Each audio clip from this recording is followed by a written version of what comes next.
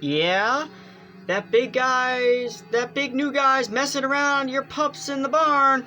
Well, he ain't doing no harm. I give him one of them pups. Just thought I'd tell ya, said Crooks. He's taking them out of the nest and handling them. That won't do them no good. He won't hurt them, said Slim. I'll come along with you now. George looked up. If that crazy bastard's fooling around too much, just kick him out, Slim. Slim followed the stable buck out of the room. George dealt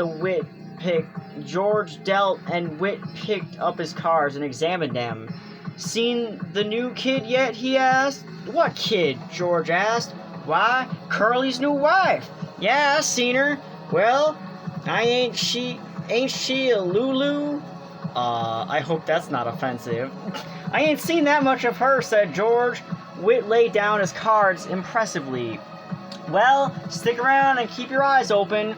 You'll see plenty. She ain't concealing nothing. I never seen nobody like her. She got the eye going all the time on everybody. I bet she even gives the stable buck the eye. I don't know what the hell she wants. George asked casually.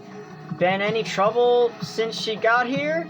It was obvious that Whit was not interested in his cards. He laid his hand down, and George scooped it up. George laid out his deliberate solitary hand. 7 cards, and 6 on top, and 5 on the bottom, and 5 on top of those. Whit said, I see what you mean. No, they ain't been nothing yet. Curly's got yellow jackets in his drawers, but that's all so fair. Every time the guy is around, she shows up. She's looking for Curly, or she thought she left something laying around and she's looking for it. Seems like she can't keep away from guys. And Curly's pants is just crawling with ants, but they ain't nothing come out of it yet. George said, she's gonna make a mess. They're gonna be a bad mess about her. She's a jailbait all set on the trigger. That Curly got his work cut out for him. Ranch with a bunch of guys on it ain't no place for a girl, especially like her. Wait, Whit said, if you got ideas, you ought to come out in town with us guys tomorrow night. Why? What's doing? Just the usual thing. We go into old Sussy's place. Hell of a nice place. Old Sussy's a laugh, always cracking jokes like she says when we come up on the front porch. Last Saturday night, Sussy opens the door and then she yells out over her shoulder, get your coats on, girls, comes the sheriff.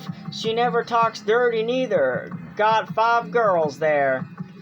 What's it set you back? George asked. 2.5. You can get a short for 2 bits. Sussy got nice chairs to sit in too. If a guy don't want to flop, why he can just sit in the chairs and have a couple of 3 shots and pass the time of day, and Sussy don't give a damn. She ain't rushing guys through the kicking them out if they don't want a flop. Might go in and looking joined out, said George. Sure, come along. It's a hell of a lot of fun, her cracking jokes all the time. Like she says one time, she says, I've never knew people that if they get a rag rubbed on the floor and a Cupid doll lamp on the phonograph, they think they're running a parlor house. That's Clara's house she's talking about. And Sussy says, I don't know what you boys want. She says, my girls is clean. She says, and there ain't no water in my whiskey. She says, if any of you guys want to look at the Cupid doll lamp and take your own chance getting burned, why you know where to go. And she says, there's guys around here walking bow-legged because they look too like at the Cupid doll lamp. Man, the languages here is odd. Whatever. George asked, Clara runs the other house, huh? Yeah, said Whit. We don't never go there. Clara's got $3 crack and 35 cents a shot, and she don't crack no jokes, but Sussy's place is clean and she got nice chairs. Don't let no goo-goos in either. Jeez. Again, I don't know what that means, if that's really offensive. Wow.